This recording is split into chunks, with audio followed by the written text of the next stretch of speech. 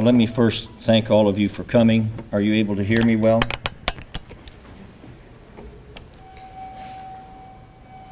Today, in our country, we face a great conundrum that looms before really the entire civilized world. Protecting pain-capable unborn babies is not a Republican or a Democrat issue. It is rather a test of our basic humanity, and it is really about who we are as a human family. When authorities entered the clinic of Dr.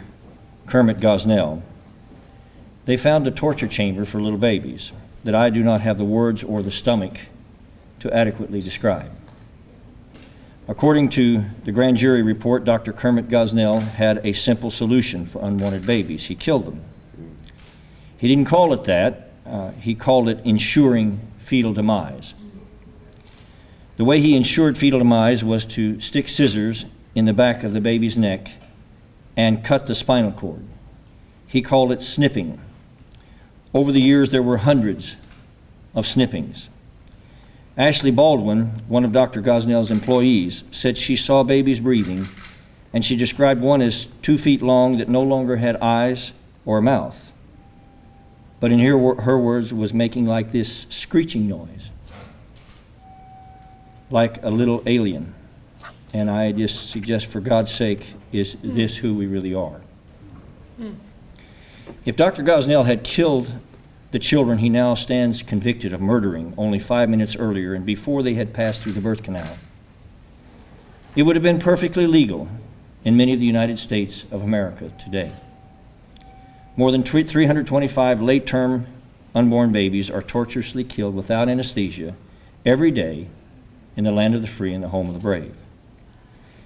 And if there's one thing we must not miss about this unspeakably evil episode, is that Kermit Gosnell is not an anomaly in the gruesome Fortune 500 enterprise of killing unborn children.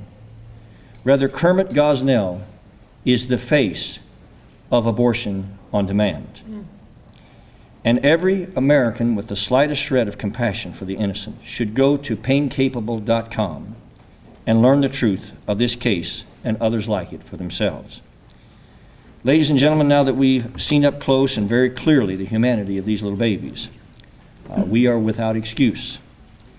And now that we've seen the inhumanity of what's done to them, we are even further without excuse. So the question occurs, will we put aside our denial as a nation and come to the rescue of these helpless children and place America's best days, therefore, yet ahead of her?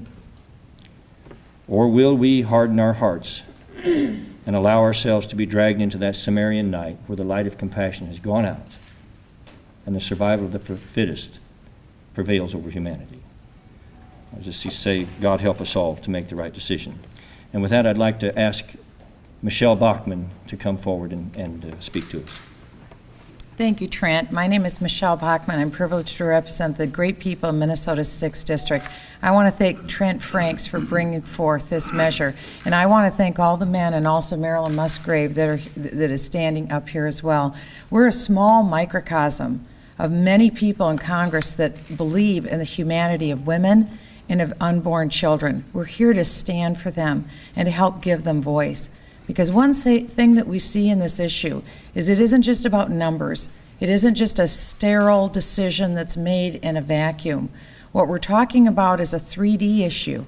We hear a lot today about 3D printers, about a whole new aspect of being able to look at life.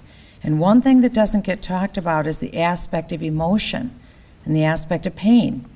Because what Trent is bringing to bear today is the aspect that these babies suffer. They suffer in one of the most gruesome ways that we wouldn't allow an animal to suffer. It's so cruel. So we're here to stand up for that. We stand against cruelty. We stand against pain. We stand against suffering. I'm a woman. I'm a wife. I'm a mother of 5 biological children and 23 foster children. In our own little way, we've tried to alleviate pain and suffering in the lives of children that were able to be born, but who were in very challenging circumstances. No woman should have to know the pain of what her actions led to, or a man, And no individual human being should ever have to go through that pain and suffering. So we're standing here as a just society saying that this will stop, this must stop. Today we're saying with us, it stops here and it stops now. And we're rallying a country to do what is right. And we're giving voice to that today. And I thank Trent Franks for his courage and his bravery. Thank you, Michelle. And I'd like to have Marilyn Musgrave of the Susan B. Anthony list to come forward. Thank you so much. I'm so proud to stand here today with my heroes, doctors, judges, foster moms, people who care deeply about what is right in this country and the way women are treated and the lives of precious unborn children. I'm a former member of Congress from Colorado's 4th District. I'm Vice President of Government Affairs with Susan B. Anthony List, and I'm speaking here today on behalf of 365,000 members that we have around this country. I would like to thank Trent Franks for his courage, for his leadership on this issue. You know, when Roe v. Wade took place, the pundits said that in a few years we won't be talking about this issue. We are talking about it today. We've been talking about it through the years, but what happened with Kermit Gosnell was the nation had the curtain pulled back. The nation got to see what was really going on in this late-term abortion industry. You know, it's hard for us to believe, those of us that are pro-life, that some people don't think about this issue very much because it's been on our hearts and minds all these years. But the fact that America has to look at what went on in those clinic, now isn't that a strange word for that facility? What went on in that building? And people that are pro-choice care about women's health. I mean, there are doctors standing with us today. There are nurses in our pro-life women's caucus. Can you imagine that being called medical care? I mean, it was filthy. It was unsafe. Can you imagine the disregard that was shown to those suffering women, to say nothing of those precious children that were born alive only to be murdered?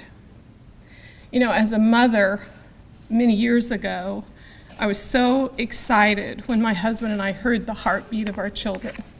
But now think of this, now as a grandmother of young grandchildren, I've got to go in with my sons and daughters-in-law and see the 3D ultrasound of that precious baby. I mean, science is on our side. We know that this is a child that will bring incredible gifts into this world, if only allowed to live. So the curtain has been pulled back. America has seen, and we have to take action. So I applaud you, Trent. I admire you so much.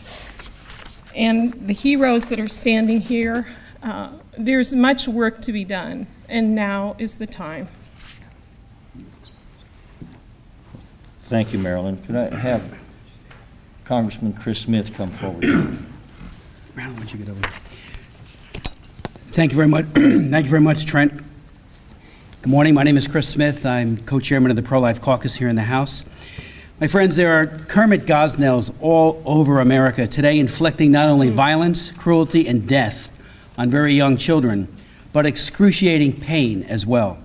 Many Americans, including some who self-identify as pro-choice, were shocked and dismayed by the Gosnell expose and trial. Perhaps the decades-long culture of denial and deceptive marketing has made it difficult to see and understand a disturbing reality.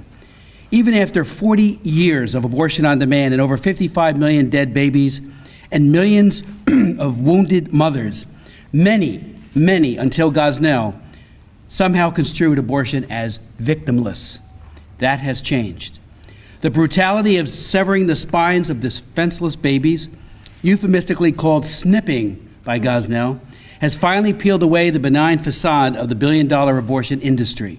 Like Gosnell, abortionists decapitate, dismember, and chemically poison babies to death each and every day.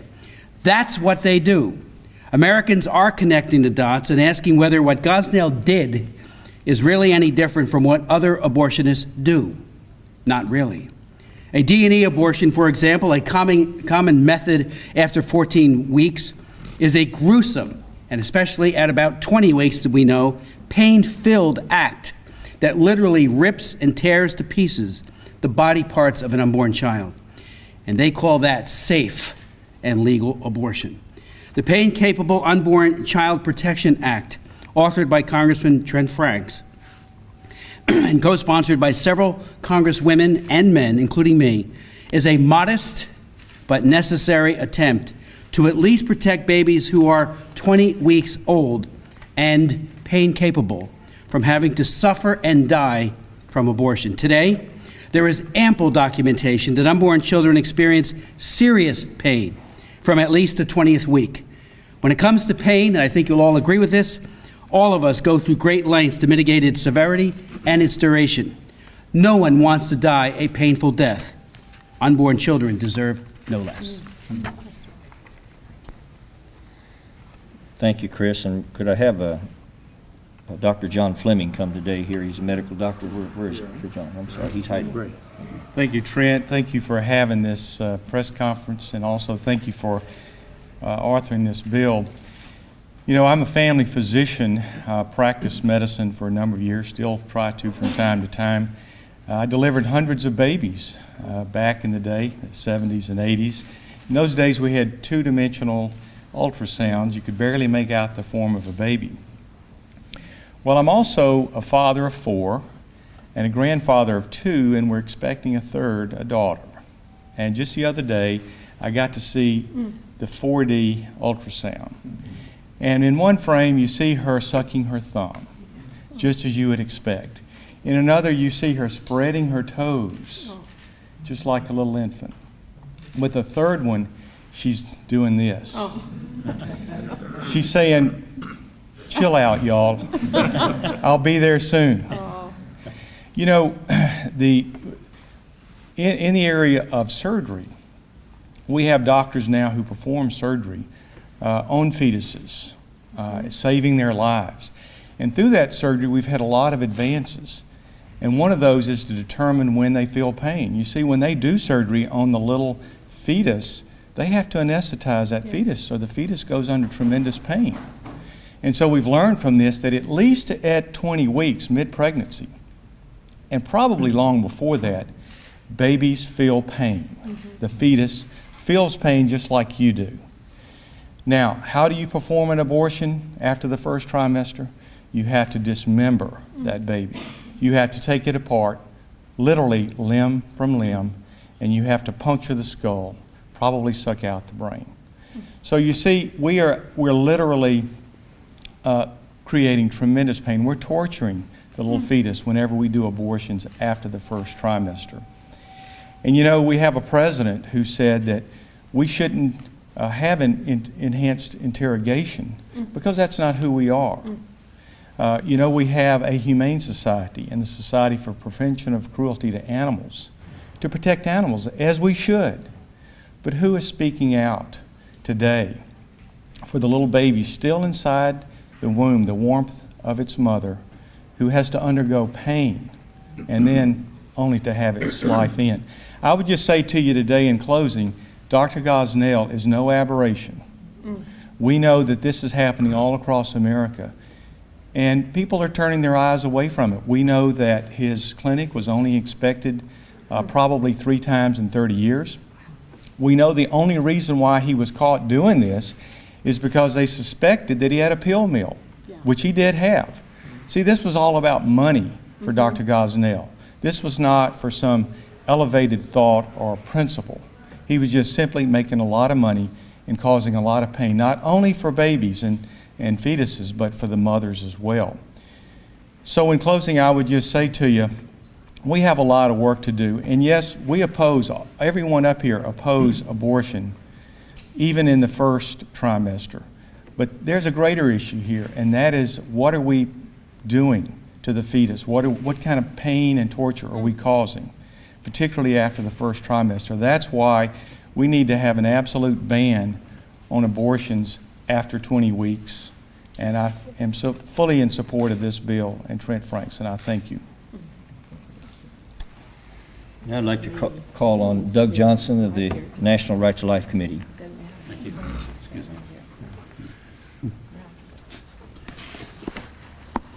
I'm Douglas Johnson, the Legislative Director for the National Right to Life Committee, which is the federation of state right to life organizations. And Chairman Franks, other members gathered here, we thank you very much for your leadership on this vital issue. The National Right to Life strongly supports Chairman Franks' Pain-Capable Unborn Child Protection Act. This is based on model legislation that NRLC originated in 2010, which has now been enacted in 9 states. The legislation, in our view, is a logical outgrowth of the Partial Birth Abortion Ban Act, which was enacted by Congress in 2003 after an 8-year fight and upheld by the U.S. Supreme Court in 2007. Now, I remind you that bill applied both before and after so-called viability, and indeed the evidence suggested that the great majority of partial birth abortions were a little before viability. And the Supreme Court upheld it. But it only applied to one method of late abortion, and they are still done by a great many other methods. We strongly commend Congressman Franks for his announcement that he will expand the focus of this bill to nationwide. We think because of the publicity surrounding the Gosnell trial and because of the subsequent revelations that are coming out every week now about other abortionists, many Americans are becoming aware that for the first time that abortions are performed much more frequently late in pregnancy than they had understood, and that they're being performed on babies who are capable of being born alive, who sometimes are born alive, and being performed on babies who are capable of experiencing and who do experience great pain during this procedure. Now, there's one point that I'd like to underscore here. When the Partial Birth Abortion Ban Act was first introduced in 1995, the abortion lobby quickly developed a party line, if you will, and they all said the same thing, which is that this was an extraordinarily rare procedure, and it was only done in the most acute medical circumstances. And this was then adopted not as the disputed claim of one side in the debate, but as an unvarnished fact by most of the mainstream news media for about a year and a half. These claims appeared as fact in hundreds of news stories on every network and in every major newspaper. And yet there was evidence from the beginning that it was not fact, that in fact these procedures were done routinely by many practitioners and in the vast majority of cases for no medical indication whatsoever. After about a year and a half, that disinformation campaign collapsed. It collapsed for a number of reasons. Some journalists actually went out belatedly and started interviewing a lot of abortion providers and found out, they said, no, that's not true, we do these all the time. One reporter in New Jersey found out in one clinic in New Jersey, they readily admitted doing 1,500 partial birth abortions a year, only a minuscule number, they said, for any genetic indication. So in one clinic, they were doing 3 times what Planned Parenthood claimed were being done in the whole country. And then in February of 1997, the director of the National Coalition of Abortion Providers, a trade association of abortion providers, came out and said what they'd been saying wasn't true. He said in the vast majority of cases, partial birth abortions were done on a healthy mother with a healthy fetus that's 20 weeks or more along, and he estimated there were 3,000 to 5,000 by that method alone every year. He said that in the New York Times. Now, why do I bring this up? Because I see history repeating itself. How many stories have we seen in the last couple months in major media saying these late abortions are very rare, only 1% or whatever, that they are done mostly because of serious medical reasons and fetal anomalies and so forth. There is ample evidence to the contrary. So I counsel skepticism on these claims, because you don't have to look very far to find out that there is evidence to the contrary. What do we mean when we say late abortion? We think most people would regard abortion in the fourth month, or certainly the fifth month and later, as late abortions. So we'd say 18 weeks or later, which would be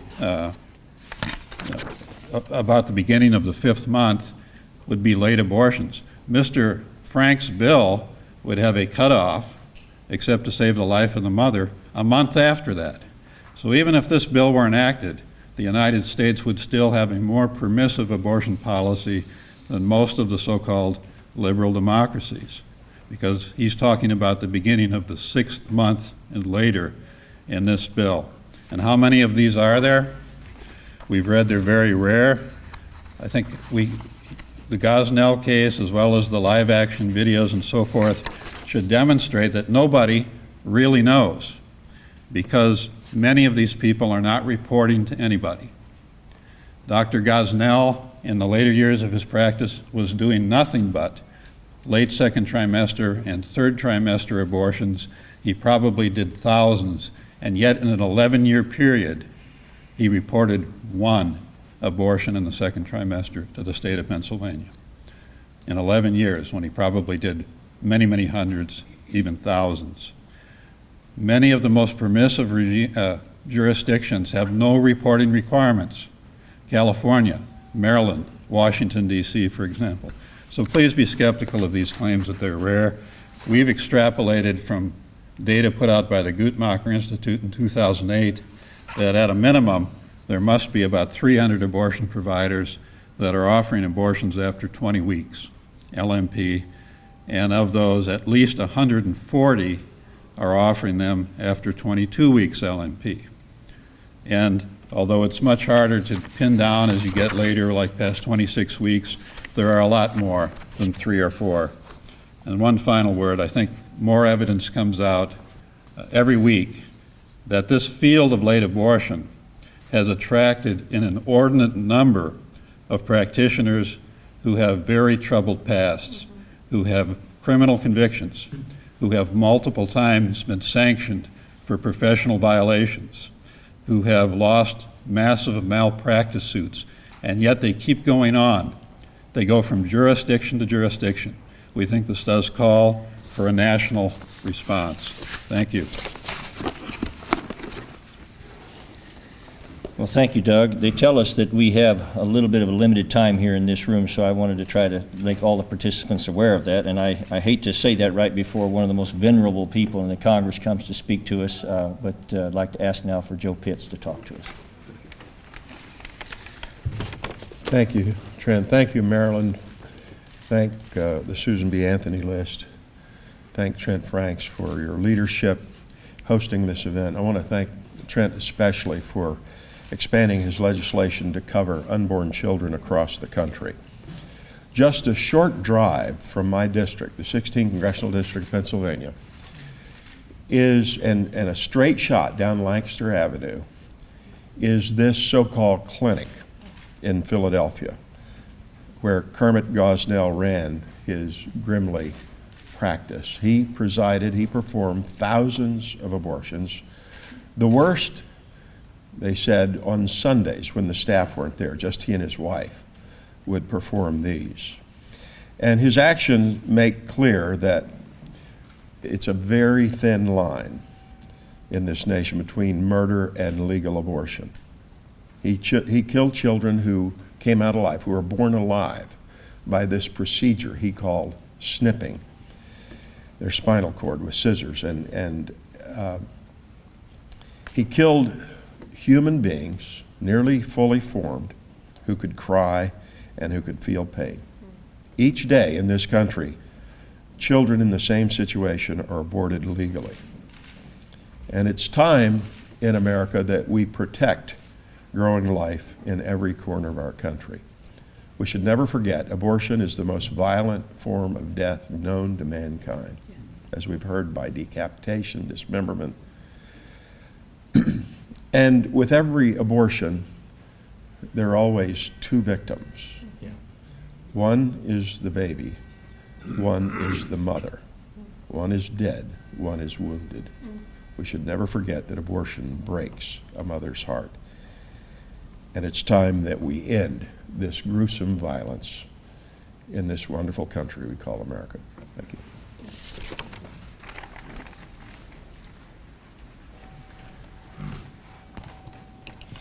Walter Hoye has come from California, and we're just glad that he's here, and I'd like Walter to have a few moments here. My name is Walter Hoye, and we're representing the National Black Pro-Life Coalition. We want to thank Congressman Franks for this legislation, and I want to just say just briefly some of my thoughts here. Kermit Gosnell represents the rule, not the exception. It's clear what abortion is and what abortion does, but personally, it became clear to me back in 1984. My son was born a little less than 6 months. My son weighed in at 2 pounds and 1 ounce, and I could literally hold my son in the palm of my right hand. As I was holding him, it became very clear to me at that point what abortion is and what abortion does. If you consider the impact of abortion in minority neighborhoods and communities of color, according to the Alan Guttmacher Institute, 30% of all abortions in the United States of America come from my neighborhood, come from Black America. If you consider the CDC, we're now talking about 35%. Yet Black Americans are about 14% of the US population. So we're talking about 14% responsible for 30 to 35% of all abortions in the United States of America. I'm so grateful for this legislation. It's definitely a step forward. Congressman Franks is a champion of both life and liberty, and we wish him well. Thank you. Thank you, Walter. Now, I wonder, let's see. I'd like to have Steve King from Iowa come forward here. And I want to thank the chairman of the Constitution Subcommittee for expanding this legislation, which I've supported when it was DC and I supported at the national level. I think there are a couple of things that we should think about. This has been brought to the focus of America. And the difference is this: the ghastly, ghoulish, and grisly Gosnell would induce labor. And because of that acceleration of labor, the location of that baby was the difference between facing a death penalty and no penalty whatsoever. I think that's a very clear distinction. America is appalled by snipping the necks of babies that are struggling for life, but we refuse to think about that baby that's in the birth canal that's going through something perhaps more torturous. And so I think that's what Gosnell has done, and I appreciate this legislation being brought forward and all of the organizations that stand behind it. Thank you. Now we'll hear from Paul Brown from Georgia.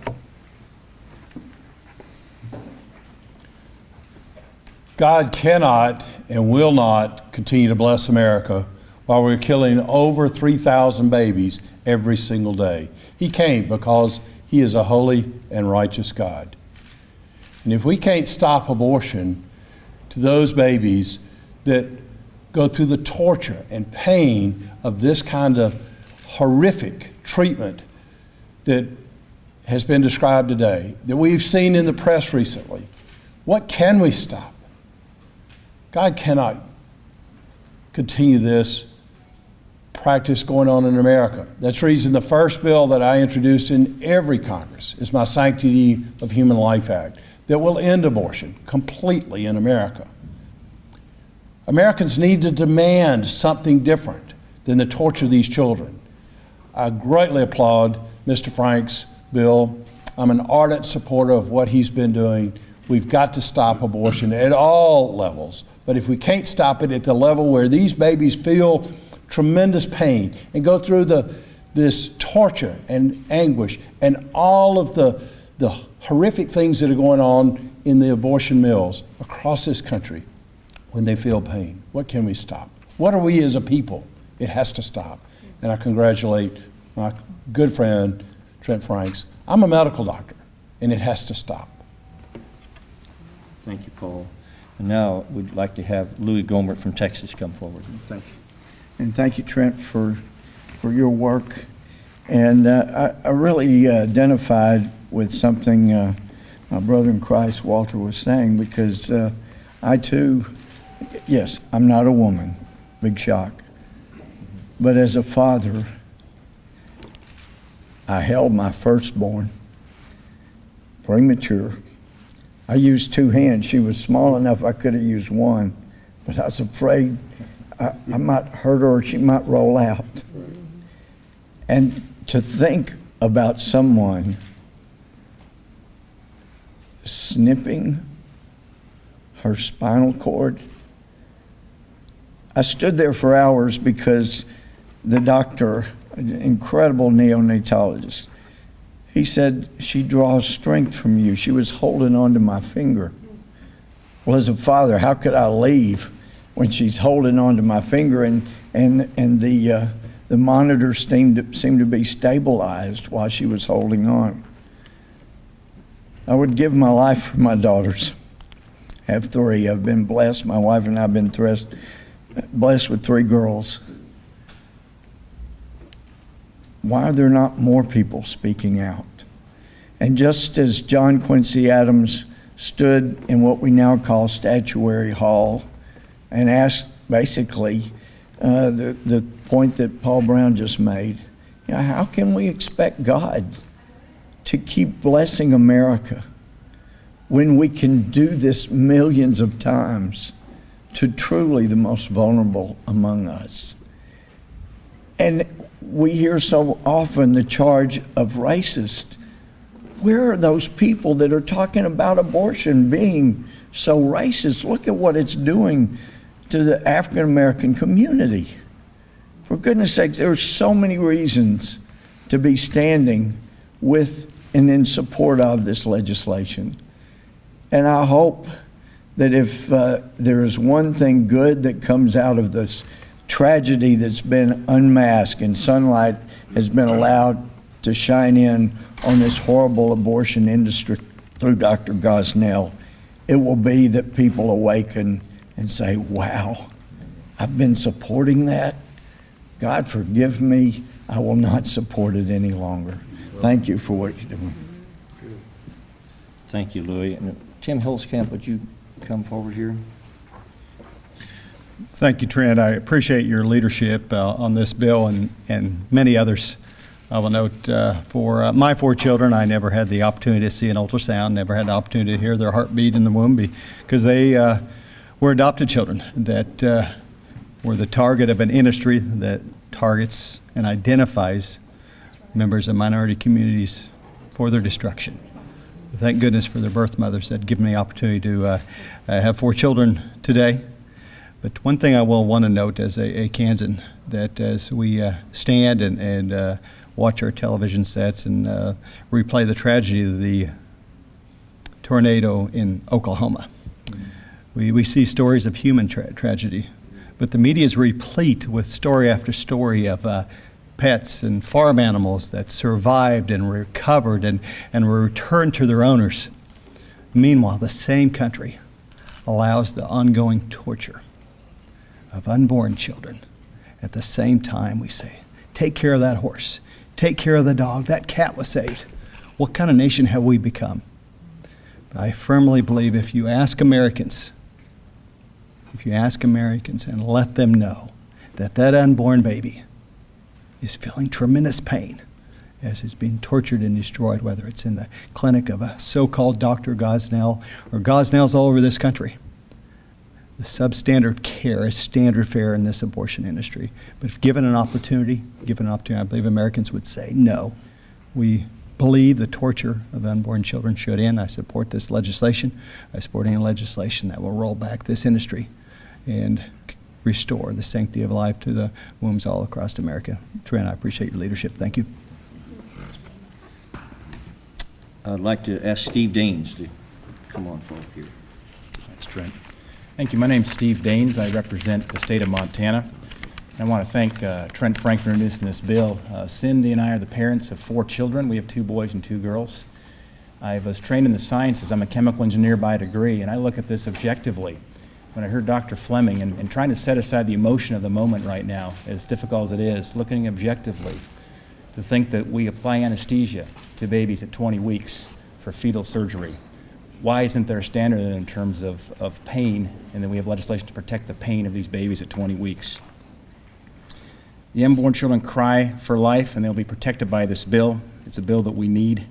Given that babies can feel pain at 20 weeks, I believe that any American would agree it is unconscionable to subject a child at any stage in their life to pain. I think the hardest thing as a parent, in fact, somebody once told me, you're only as happy as your unhappiest child. There's a lot of truth to that. And as parents, we want to protect our children from pain. Sometimes we have to let them walk through some pain, but we want to protect them from pain. It's a parent's natural instinct. And that's what this bill does, to protect children from pain. So as a man of faith, I am called to help those who are most vulnerable in our society. The unborn are most certainly among those most in need and deserving of our advocacy. I'm proud to join Congressman Franks on this bill and urge its swift inaction. I'll ask Randy Weber to come forward now. Just remind all of you, he's our last speaker, and we'd be glad to answer any questions after he speaks. Thank you, Trent. I'm Randy Weber from Texas, represent the 14th District. Proud to support this bill. I agree with Louie Gohmert, Paul Brown. You know, God is not going to continue to bless America as long as we're killing our children. It's a good thing that he's a holy, just, and non-vengeful God. It's a good thing that we're not vengeful, because we might ask him to somehow bring an untimely demise to those in the abortion industry that are killing our babies. But we're not that way. He's a God of second chances. And speaking of untimely demise, wasn't it interesting that Dr. Gosnell's description was to ensure fetal demise, Marilyn? Yet, to keep from his own demise, Dr. Gosnell made a deal with the prosecutors that instead of the death penalty, he would agree to life in prison, he wouldn't appeal. There was nobody there to speak in his murdering dungeon on behalf of those babies to keep them from their demise occurring. Where are our voices? Why don't we stand up and speak out? America is supposed to be a civilized nation, founded on Judeo-Christian principles. As an elected official, I get to speak to young people frequently. They say, Representative Weber, the Bible is silent on abortion. I said, really? How about that thou shalt not kill thing? How about Moses in Deuteronomy 30:19 speaking to Israel said, choose this day life so that you and all your descendants will live.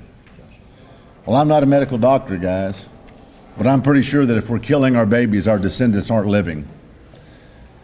And Marilyn, I will say to you that there's 3 victims to abortion. There's the baby, there's the mother, and there's the father. And having endured an abortion in my own life in 1972 in December, before I met the Lord Jesus, I lived with that pain for 35 years and had to go back to my girlfriend and beg her forgiveness. She had been saved and I was saved, and it was a very life-changing thing. And I'm glad to tell you that there's forgiveness in Christ, that we need to be standing up for the most vulnerable amongst us, that we need to be the culture of life, that we need to pass this bill. And I'm so proud of my friend Trent Franks for his leadership. And Trent, I applaud you. Glad to be on board with you. Thank you. Well, thank you, folks. That concludes the speakers here. Are there any questions from the audience? Yes, ma'am.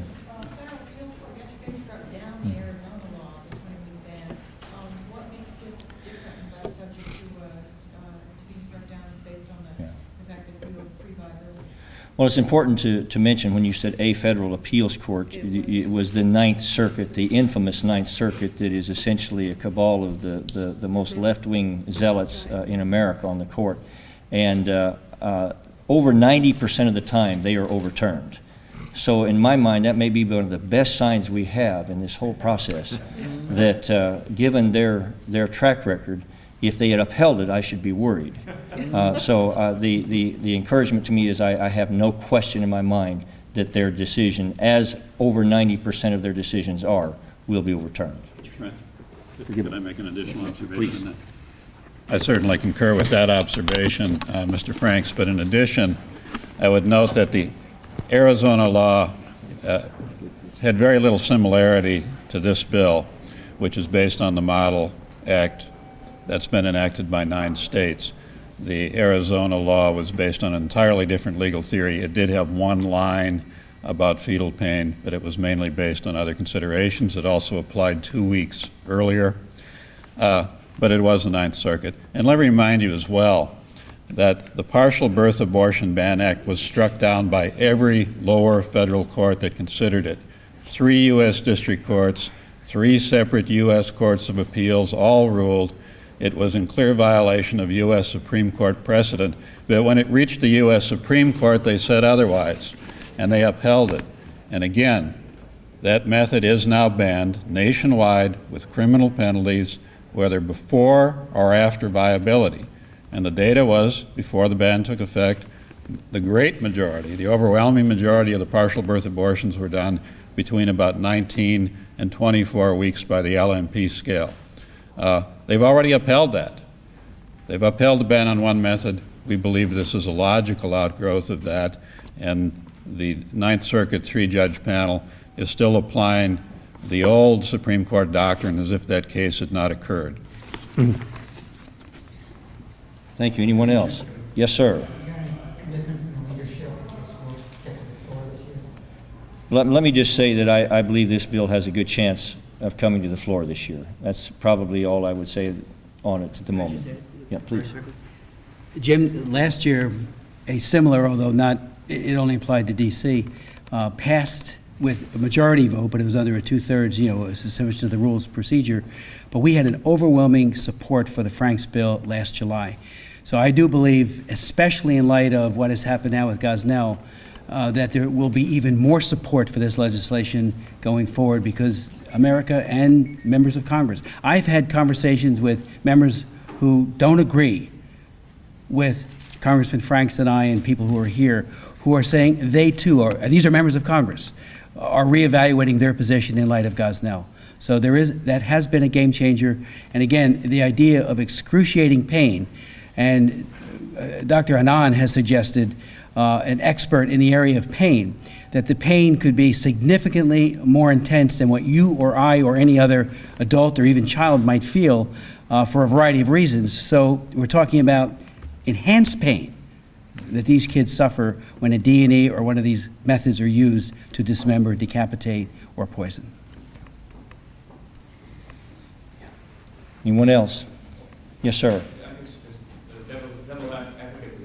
Because Gosnell was sentenced to life in prison, could an opponent of the bill say we already have laws in place that punish people who are committing crimes like him? I mean, the case was incredibly gruesome. I can change the opinion that way. I would just speak to that in 2 ways. First of all, there was some in that state. There was some prohibition. Many states there are not. Certainly in Washington D.C., in the seat of freedom and the home of the brave, you can abort in labor.